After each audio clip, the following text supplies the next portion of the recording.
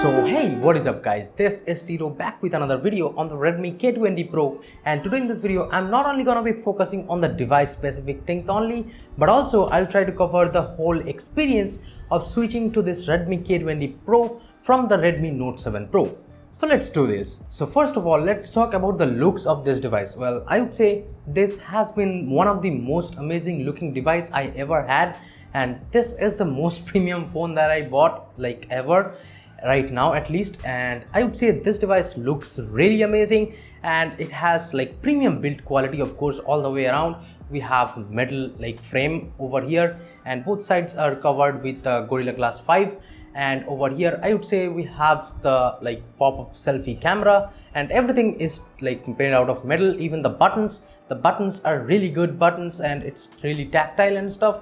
So I would say this is the most amazing build quality phone I have ever had, and this phone costs almost 28,000 rupees, and this is the 6GB and 128GB variant of the Redmi K20 Pro. And I would say the build quality is really great. You don't have to worry about the build quality over here, of course, unless you drop the phone and break the glass on the rear side or even the front side. The phone is like built pretty well, and if you're being a little careful about like not putting any sand or something close to the phone is gonna survive pretty well, I would say.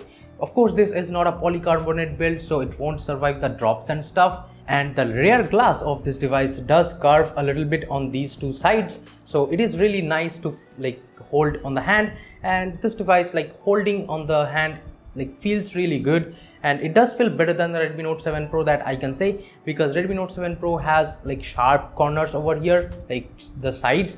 The back glass does not carve on these edges, so yeah, it feels a lot better than the Redmi Note 7 Pro to hold in the hand.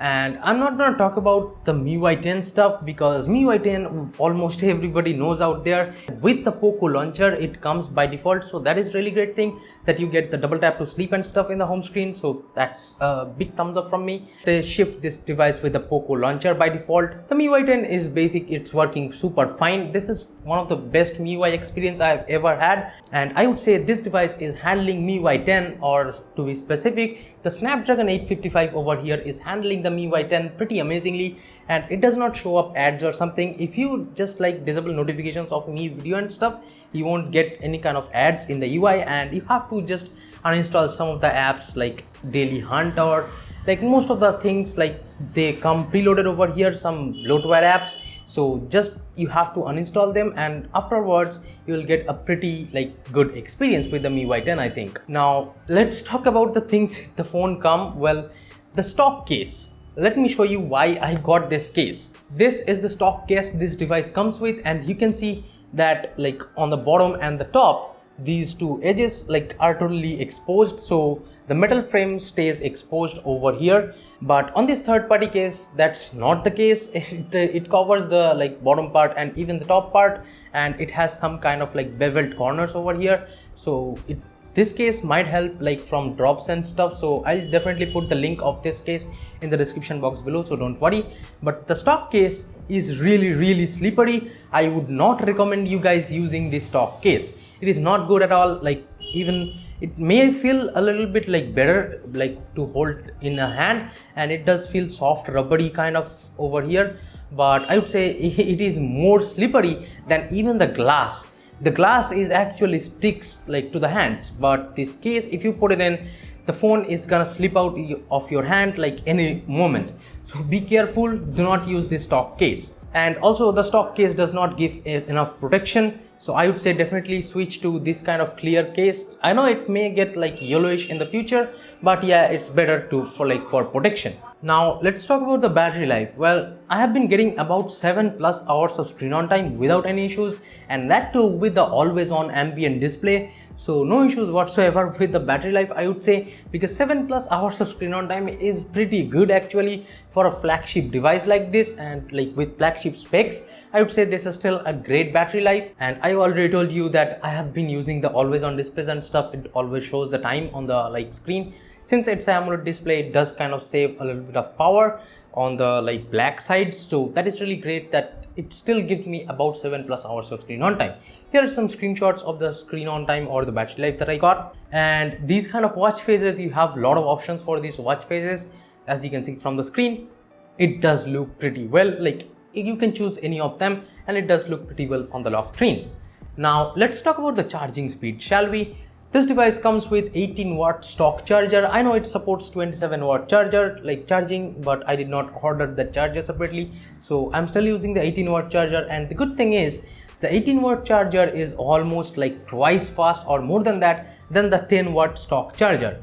And yes, I did test the 18-watt charger with the Redmi Note 7 Pro 2 in a custom ROM, and still on the Redmi Note 7 Pro that 18-watt charger is working super fine. And I would say the 18-watt charger, about you can see from the screenshots, it charges like this much amperes, and on the with the 10-watt charger it charges with like this much amperes. So as you can see, it's almost double with the 18-watt charger, and the charging speed is pretty decent. I can't tell you numbers, but it's pretty much faster, like way faster than the 10-watt charger. Now one thing that I really miss over here, since I have some RGB backlight over here on my desk, and I use this like normal remote, but like it's almost like sometimes gets out of the range and stuff. So I used to use the IR blaster on the Redmi Note 7 Pro, and even on the Redmi Note 5 Pro it does work even from my bed over there. But I would say with this device there is no IR blaster, so that is a bummer. So I would say if you control your like TVs or ACs or something like that, any equipments with the IR blaster, you're gonna miss it on this device, that like simply the IR blaster is not present on this device. So that is a bummer. Now let's talk about the nitpicking stuff, shall we? Well, this is a really little thing, but let me tell you that if you put in a tempered glass on top of this device, and this is the best one I could find. I got it for almost 200 rupees from a local shop, and it has some kind of black borders, they call it 6D or something. So I would say this tempered glass is looking really great on this device still, but it does cover a little bit of the screen, like all the four corners or all the four sides of the screen. It does cover a little bit if you're like browsing, or if you open like WhatsApp status or something, you will see that white bar on the top getting covered. So that is like how it is, and it depends on the fit too, I guess. So maybe the experience will vary, but this is the best tempered glass that I could find for this device, but it still does cover up a little bit of screen. It was the same case with the Redmi Note 7 Pro 2, and here it is the same case too. And let's talk about the fingerprint scanner. Well, I would say yeah, it takes time from switching to this to the like front display fingerprint scanner stuff. From the like rear fingerprint scanners to the in-display fingerprint scanners, yes, the experience is a little bit slower and it kind of sucks, but yeah, we're moving to a different direction.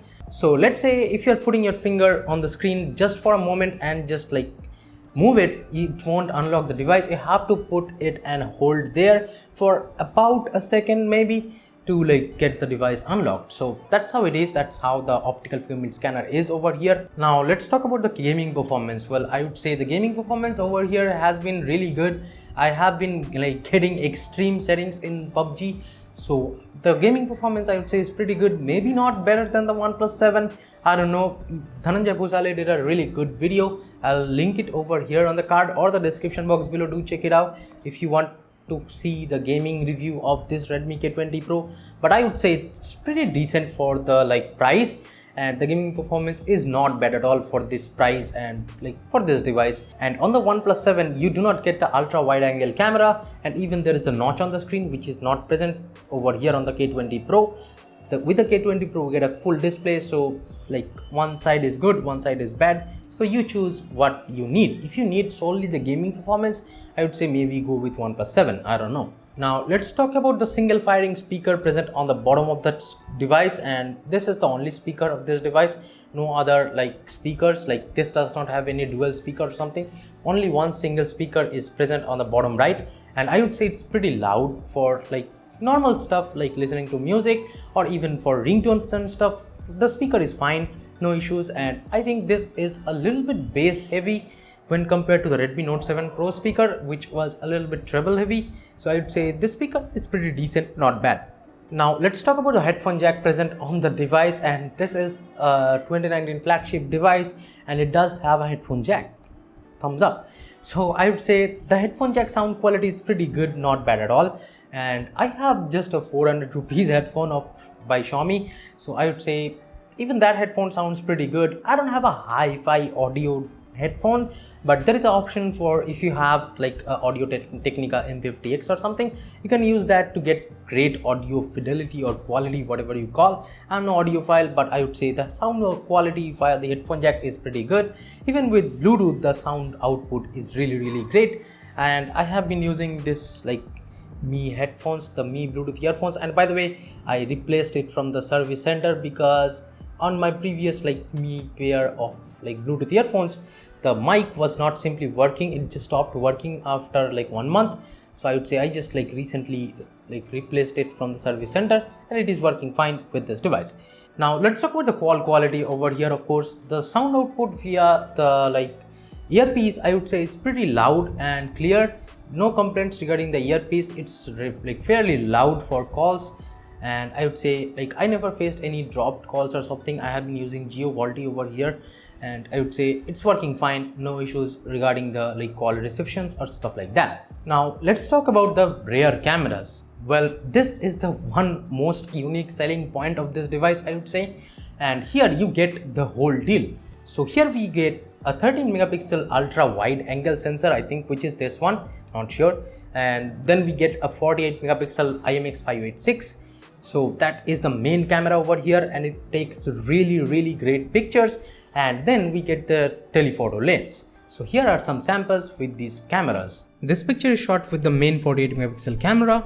This one is with the 8 megapixel 2x telephoto lens, and this one is with the 13 megapixel ultra wide sensor. This is a selfie, and you can see it is a bit oversaturated. And this one too, you can see the dynamic range isn't very good, but the subject is fine. And here you can see again a 48 megapixel picture, and this one is with a 2x telephoto. Main 48 megapixel camera picture, then this one is a 2x telephoto lens and 8 megapixel picture, of course, and this one is a 13 megapixel ultra wide angle picture again. Another one in low light with the main camera sensor, and this one is in low light situation with the 13 megapixel ultra wide sensor, and again a 48 megapixel camera photo. Here is a video example with the 48 megapixel rear camera of K20 Pro, and the audio has been like recorded with the internal mic of the phone, and you can guess the stabilization. This is totally EIS, and this is a 4K UHD sample. You can see the dynamic range and stuff, and I'm just walking through over here. Here is the 4K UHD sample of the ultra wide camera, the 13 megapixel ultra wide, and with the MIUI camera, of course, this is a 4K UHD sample, and the audio is being recorded with the internal mic of the device.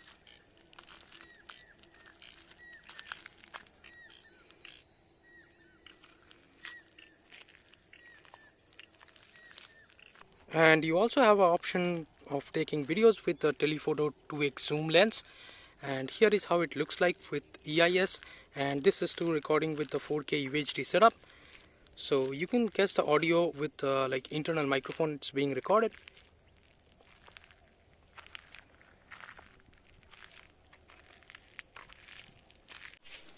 So this video is being shot with the Redmi K20 Pro's front camera, which is a 20 megapixel sensor, and I'm shooting it with the 1080p 30 fps settings, and that's the max you can shoot videos with this front camera. And you can see the like shakiness or the stabilization over here. I'm just walking, and this is the audio is recording with the like internal mic of this device, and you can check the dynamic range and stuff. If I just move against the light, you can see.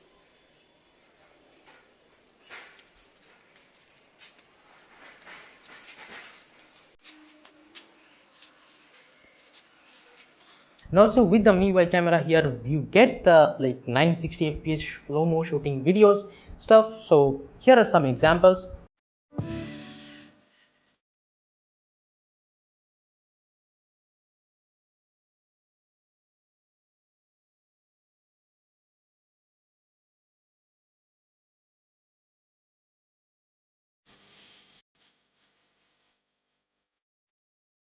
I would say this takes most amazing slow-mo I have ever seen, and I did not use the Poco, but I did see the slow-mo samples from Poco or the Poco F1. So I would say this time with the Redmi K20 Pro, I think it is a little bit better than the Poco F1. The slow-mo specifically is the 960 fps slow-mo specifically is a little bit better than the Poco F1 over here on the K20 Pro, I think. What do you guys think about slow-mo? And the pop-up selfie camera over here present, I would say, yes, Marcus Brownlee maybe got a damaged unit or like some kind of like broken front camera unit, so it was like totally bloody and stuff, but I would say the front camera is decent, it's not bad, and the front camera is not like too good, but I would say it is a 20 megapixel sensor and it should work a little bit better. Maybe we get like future software updates and it might go a little bit better, but right now it captures photos with like pretty good like lighting over here, but it does oversaturate the pictures a little bit, I would say, when compared to other things, but it does oversaturate the pictures. And the dynamic range is not that good with the front camera with the MIUI camera, but with Google camera the dynamic range and stuff everything fixes. So I would say front camera I have no complaints, it's pretty decent, and whatever you call this thing over here, I would say it's working pretty great. No complaints regarding the front camera over here, and it's working fine. Now let's talk about one more bummer of this device, that this does not simply have a SD card slot.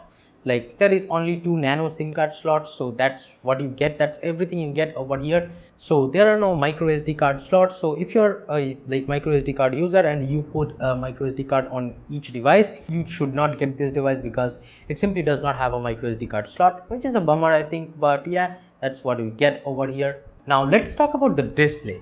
Well, this is the most amazing, like one of the most amazing thing like after cameras over here in this device, I would say, and that is like we get a 6.4 inch almost 1080p by 2340 resolution, and over here we get a full HD plus AMOLED display. So this display looks really good. I would give it a 10 on 10 performance rating because simply it does not have a notch. It's an AMOLED display and the colors looks really vivid over here, but the display colors does shift a little bit when you are viewing it from like extreme angles, but that's pretty much normal with every AMOLED displays, I guess, in any device. If you see it from the extreme angles, the colors will look a little bit different, like green, yellow, blue, etc., and it gets pretty bright, and even in daylight viewing the display is not a problem at all. No notch, no huge bezels, simply 6.4 inch 2340 by 1080 AMOLED madness you get over here.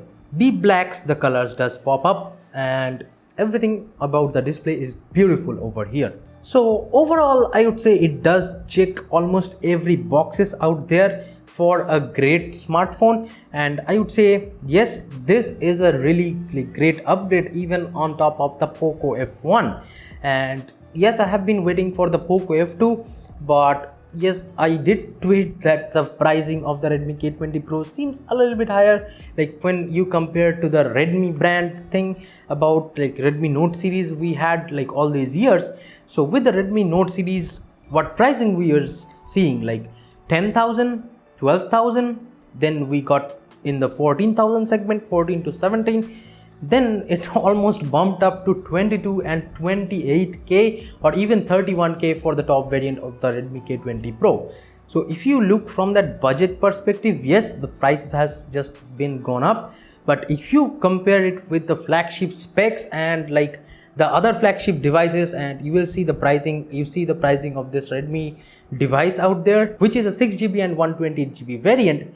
It has Gorilla Glass 5 covered on both sides. It has the like beautiful colors like the red and black, then we get the blue and black with the gradient stuff, then we get this pearl white thing. I don't know why I got it, but yeah, that's how it is. It looks kind of classic, so that's why I chose this pearl white. I never had a white device, so yeah. And you get also a carbon black edition of this Redmi K20 Pro. So I would say for 28,000 rupees, yes, it is way better than the Poco F1, because the Poco F1 launched almost for what, 22,000 rupees, but over here you get most things that you were not getting with the Poco F1. You were getting a huge like notch up top, you were not getting an AMOLED display, and like the build quality was not that great, and even the display had some like touch issues or something that I have heard, I'm not sure. But overall, this Redmi K20 Pro this time in 2019, I would say it is still a complete package over here. I'm not sure about like flashing custom ROMs, but I would definitely try to flash custom ROMs once I get to unlock the bootloader. But that's how it is. Even there is an Android 10 MIUI build over here which has been leaked or some kind of like that.